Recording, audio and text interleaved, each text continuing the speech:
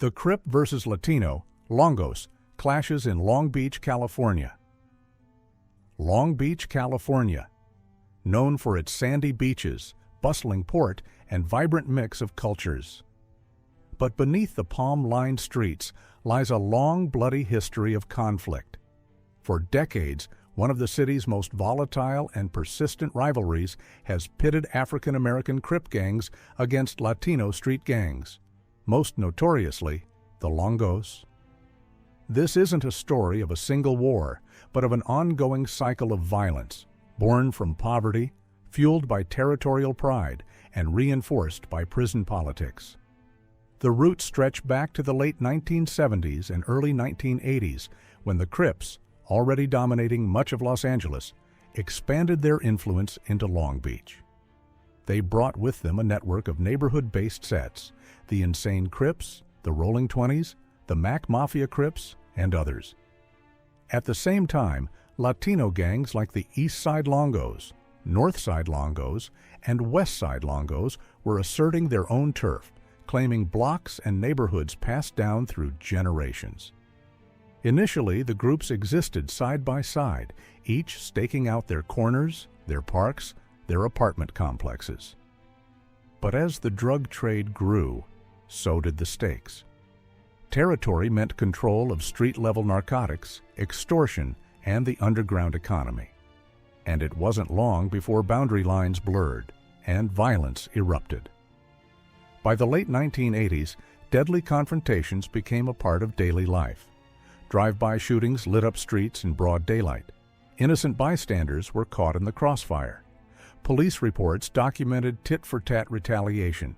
One night, a Crip set would open fire on Longo territory, and the next, Longos would strike back. While race played a role, this wasn't simply a black versus brown war. It was about dominance. For the Longos, the Crips represented a threat to their historical control of parts of Long Beach's east, north, and west sides. For the Crips, the Longos stood in the way of expansion and economic gain. Inside California's prison system, the animosity was magnified. The Mexican Mafia, which holds sway over Latino Sureño gangs, considered the Longos part of their fold. The Crips, meanwhile, often found themselves aligned with the Black Guerrilla family or operating independently. When gang members went to prison, they didn't leave their conflicts at the gates. They brought them inside. And when they were released, they carried prison grudges back to the streets.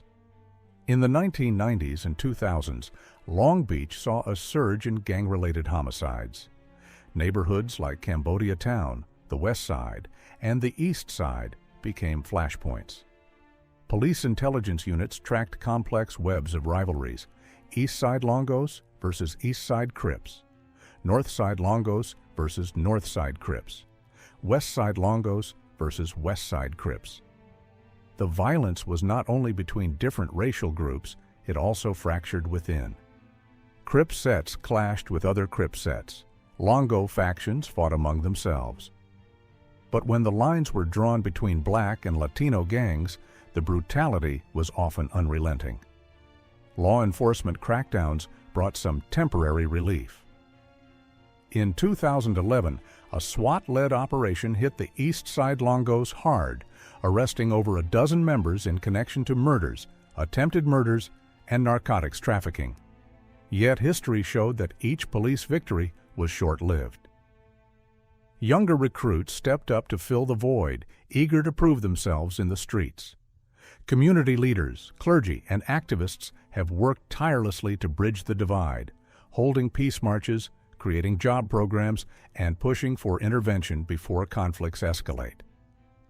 Some former gang members have even spoken out publicly, warning younger generations about the cost of gang life. But the tension, though less visible at times, remains embedded in the city's gang culture. Today, Long Beach is a city transformed in many ways, more gentrified, more diverse, more connected to the global economy than ever before. Yet for those who know the streets, the scars remain. The war between the Crips and the Longos is not as headline-grabbing as it once was. But in the alleys, in whispered conversations, and in the coded graffiti on city walls, The rivalry endures. This is the shadowed side of Long Beach, a city of beauty and violence, of hope and hard history, where the struggle for territory and respect has claimed countless lives and continues to shape the streets beneath the California sun. The Tiny Rascal Gang versus Asian Boys ABZ rivalry in Long Beach, California.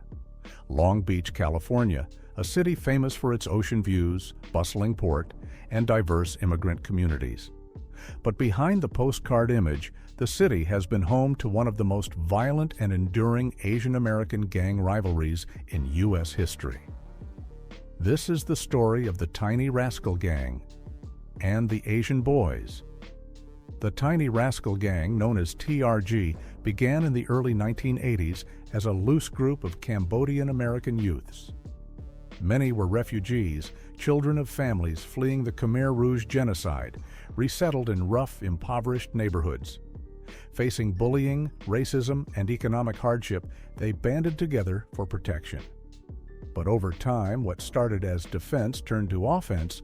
TRG became one of the largest and most feared Asian American street gangs in the nation. The Asian Boys, or ABZ, emerged later in the late 1980s. Their ranks included Cambodian, Vietnamese, Laotian, and Filipino youths, many with family ties to Los Angeles Crip sets. Initially, some of these young men were associated with TRG, but internal disputes, personal grudges, and leadership conflicts led to a split. From this fracture, a new enemy was born. By the early 1990s, the streets of Long Beach were caught in a storm. TRG and ABZ didn't just disagree, they hated each other. Territorial disputes, drug turf wars, and retaliatory killings became a grim routine. Police described it as a blood feud, one where a single shooting could trigger weeks, even months, of violence. Drive-by shootings became the hallmark of the rivalry. TRG members would roll into ABZ territory, spray bullets, and vanish. ABZ would answer in kind, sometimes striking within hours. The violence wasn't just about turf, it was about pride, reputation, and revenge. Inside California's prisons, the conflict grew even more complex. TRG members, as a predominantly Southeast Asian gang, sometimes found themselves under the influence, or the threat, of the Mexican mafia, especially when the prison hierarchy sought to control all Latino and Asian Sureño-aligned gangs. The Asian Boys, with their Crip affiliations, often found themselves on the opposite side of that prison divide. This meant that street-level rivalries were amplified behind bars. Alliances and enemies were reinforced in the most dangerous of environments. One of the deadliest periods came in the mid-1990s. Law enforcement linked a string of murders, some in broad daylight, to the TRG-ABZ feud. Witnesses often refused to testify, fearing retaliation. The community, already struggling with poverty and gang recruitment, lived in constant fear. In 1994, a particularly high-profile killing linked to the rivalry put Long Beach on the national radar. News outlets began painting a picture of Asian American gangs not as small-time cliques, but as sophisticated, organized, and extremely violent groups capable of rivaling the established Black and Latino gangs of Southern California. Police crackdowns brought temporary lulls. Multi-agency raids targeted both gangs, arresting dozens of members on charges ranging from narcotics trafficking to attempted murder. But the arrests did little to end the feud. Younger members stepped up, eager to prove themselves and continue the fight. Today, Long Beach is not the same city it was in the 1990s. Gentrification has changed neighborhoods. Social programs, community outreach, and gang intervention work have pulled some youth away from the streets. The violence between TRG and ABZ isn't as constant or as public as it once was. But to those who know the history, the rivalry's shadow still hangs over the city. Graffiti tags in certain alleys, coded social media posts, and quiet warnings passed between old-timers are reminders that the war never truly ended. It just went quiet.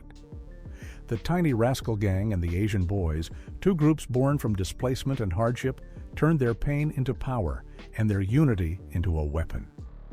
For decades, they fought for control, for respect, for survival. And in that fight, they left a mark on Long Beach that may never fully fade. In the story of this city, theirs is a chapter written in bullets, blood, and the unforgiving rules of the street.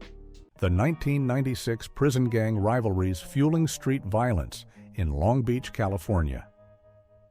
Long Beach, California, a coastal city just south of Los Angeles, known for its working-class neighborhoods, immigrant communities, and a history of street gangs that runs as deep as the Pacific. But in 1996, the violence here wasn't just about local turf wars. It was being driven by something bigger, deadlier, spilling out from behind prison walls.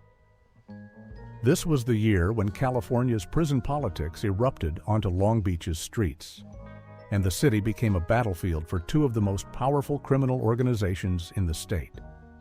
Inside the California Department of Corrections, two names carried weight far beyond the cell blocks: the Mexican Mafia, known as La M, and the Black Guerrilla Family, or BGF. Both were ruthless, disciplined, and deadly. Both sought to control their respective racial groups inside prison: Latino Sureños for the Mexican Mafia, and black inmates for the BGF. The rules of survival in prison were simple: race-based alliances, loyalty without question, and violence without hesitation. But what began inside did not stay contained. When members were paroled or released, they carried prison orders straight to their neighborhoods, turning the streets of Long Beach into extensions of the yards at San Quentin, Folsom, and Pelican Bay. By early 1996, Long Beach was feeling the heat. Detectives began seeing patterns in the shootings and drug-related murders. African-American Crip sets were suddenly clashing harder with Latino gangs like the East Side Longos and Barrio Pobre. Law enforcement believed it wasn't just local disputes. It was prison directives handed down to settle scores, collect debts, and enforce territory. The Mexican Mafia had been issuing green lights on certain rival groups, meaning members had permission, even orders, to kill on sight. The BGF and its street allies responded in kind, sparking a cycle of retaliation. The violence peaked in January 1996, when a series of shootings left multiple people dead within weeks. Drive-bys tore through residential blocks. In one case, a gun battle erupted in broad daylight outside a convenience store, terrifying customers and leaving a trail of shell casings in the parking lot. The community lived in fear. Police scanners buzzed constantly with reports of shots fired. Parents kept children indoors after school. And neighborhood activists warned that unless the prison-fueled wars were stopped, Long Beach would become the next major gang war zone in California. The city, county, and state responded with a rare show of force. In a massive pre-dawn operation, more than 200 officers swept through Long Beach, arresting 69 suspected gang members in a single day. SWAT teams hit houses, doors were kicked in, streets were shut down as suspects were hauled away in handcuffs. Authorities seized guns, drugs, and gang documentation, linking street cliques to prison leaders hundreds of miles away. Police said the crackdown was aimed not just at stopping immediate violence, but at severing the chain of command between prison shot callers and their soldiers on the street. The raids brought a temporary calm, but the underlying problem remained. As long as prison gangs held influence over local sets, the potential for street wars would never fully vanish. In Long Beach, the ties between neighborhood gangs and prison power structures ran deep, woven through family connections, shared history, and mutual enemies. By the late 1990s, the city was once again seeing flare-ups. The arrests of 1996 had slowed the fire, but they had not extinguished it. Younger recruits stepped into the vacuum, and old grudges resurfaced. The 1996 prison gang-fueled clashes in Long Beach were a stark reminder that the boundaries between prison yards and city streets are often an illusion. Orders can travel in whispers, smuggled notes, or coded phone calls. And when they reach the neighborhoods, they can turn city blocks into war zones. For Long Beach, it was a year when the city learned that the fight for control didn't just happen on the corner, it was decided in cold concrete cells, and the price was paid in blood on the streets. The Asian versus Latino gangs conflict in Long Beach during the late 1980s and early 1990s. Long Beach, California, a city where cultures from around the globe converge. By the late 1980s, it was home to thriving Latino neighborhoods, growing Southeast Asian immigrant communities, and a reputation for being as diverse as it was dangerous. But beneath the surface, a storm was brewing, one that would erupt into one of the most violent interracial gang conflicts in the city's history. This is the story of the Asian versus Latino gang wars, and how a single spark ignited years of bloodshed. The 1980s were a time of transition for Long Beach. Thousands of Cambodian, Laotian, and Vietnamese refugees had been resettled here after fleeing war and genocide in Southeast Asia. Many arrived with nothing, settling in the city's most affordable and often most crime-ridden neighborhoods. For Latino residents, especially long-established families and street gangs like the East Side Longos, Barrio Pobre, and West Side Longos, these neighborhoods had been theirs for generations. But the arrival of young Southeast Asian immigrants brought cultural friction, competition for jobs, and a new set of players into the street economy. In October 1989, tensions boiled over. According to police reports, Latino and Southeast Asian youths were racing down a Long Beach street when they exchanged gunfire. That shootout left one dead, and it lit the fuse for years of violence. By the early 1990s, the war was in full swing. Latino gangs saw the growing Asian sets, like the Tiny Rascal Gang and the Asian Boys, as intruders on their turf. The Asian gangs, many of whose members had been victims of harassment and bullying, saw the Longos and other Latino crews as aggressors. Retaliation became a way of life. The violence was relentless. Drive-by shootings ripped through residential streets. In one 1992 incident, gunfire left 2 dead and 9 wounded in a single night. Police blamed it directly on the Asian-Latino feud. In another case, a 12-year-old girl was killed by stray bullets, sparking outrage across the community. It wasn't just about gangs, it became about race. In certain neighborhoods, young men could be attacked simply for walking on the wrong block. Graffiti tags declared entire areas off-limits, and the color of your skin could mark you as a target.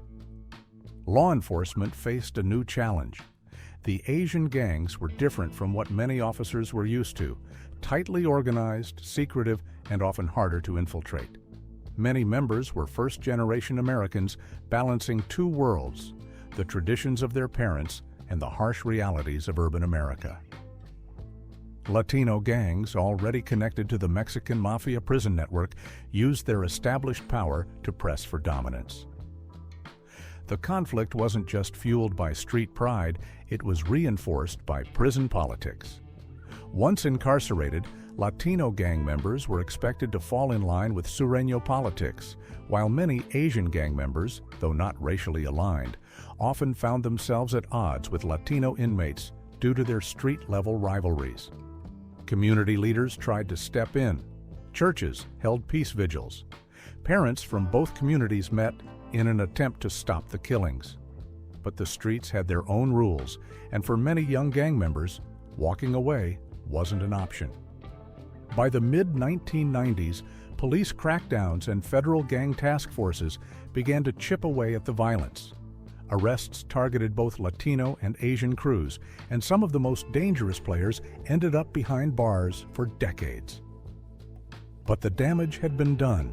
Families were shattered, neighborhoods scarred, and mistrust between communities deepened. the Asian versus Latino gang wars of late 1980s and early 1990s, Long Beach were more than just a series of street fights. They were the collision of cultures, histories, and survival instincts. Born from poverty, displacement, and the need for identity, these conflicts left a lasting imprint on the city. And though the gunfire has quieted, the memory of those years still lingers in the hearts of those who lived them. A reminder that when fear and division take root, the streets can become a battlefield. The white supremacist origins and clashes in Long Beach, California. Long Beach, California, better known for its beaches, music scene, and cultural diversity, was also the birthplace of one of the most notorious white supremacist street gangs in America, Public Enemy Number 1. What started in the 1980s as a loose-knit group of punk rockers would grow into a violent, prison-connected gang, one that would bring racial conflict and organized crime into the heart of this coastal city. The roots of Public Enemy Number 1 trace back to Long Beach's punk subculture in the mid-1980s. At the time, the local punk scene attracted disaffected youth, runaways, dropouts, and young men looking for a sense of belonging. Within that scene, a faction embraced racist neo-Nazi ideology, blending the chaos of punk rebellion with white supremacist beliefs. Public Enemy Number 1 was born in this environment, its name a defiant statement meant to evoke fear and project dominance. At first, it was less an organized gang and more a network of like-minded street punks. But by the late 80s, that began to change. As members drifted in and out of California's prison system, Public Enemy Number 1 evolved. Behind bars, survival depended on alliances, and for white inmates, that meant siding with the Aryan Brotherhood, a powerful, decades-old prison gang that demanded loyalty in exchange for protection. Through this connection, Public Enemy Number 1 became more structured, more disciplined, and more dangerous.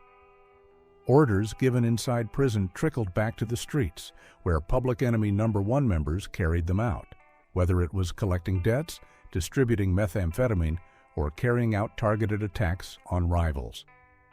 In Long Beach, Public Enemy Number 1 quickly developed a reputation for violence. Their targets weren't just rival gangs, they went after anyone they saw as a threat to white dominance. Black gangs like the insane Crips and Latino gangs like the East Side Longos often clashed with Public Enemy Number 1 members in fights that were as much about race as they were about territory. In some cases, Public Enemy Number 1 members carried out unprovoked assaults on minority residents, stoking racial tension in already divided neighborhoods. These attacks ranged from beatings and stabbings to drive-by shootings, meant to send a message and reinforce their presence. Methamphetamine became a central part of Public Enemy Number 1 criminal economy. Long Beach police and federal agencies linked the gang to large-scale meth distribution networks, often tied to Aryan Brotherhood operations in prison. Drugs, weapons, and violence fed into one another, strengthening Public Enemy Number 1 influence while destabilizing communities. Law enforcement responded with targeted operations.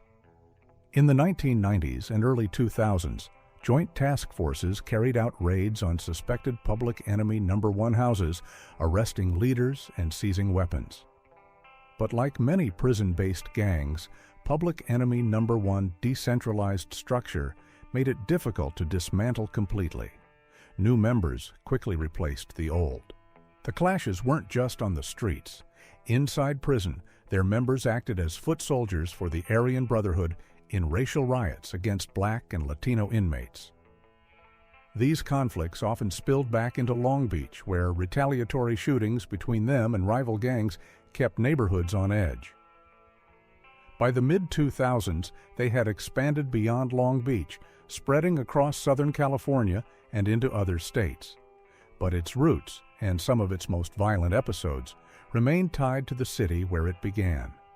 From punk rock clubs to prison yards, from graffiti-scarred alleys to meth labs, Public Enemy Number 1 carved out a violent legacy in Long Beach. Their story is a stark reminder of how subcultural movements can be hijacked by hate, how prison politics can strengthen street gangs, and how racial violence can leave scars on a community that last for generations. In Long Beach, the name Public Enemy No. 1 still carries weight, a symbol of a time when white supremacist ideology collided with the realities of gang life, and the result was blood on the streets.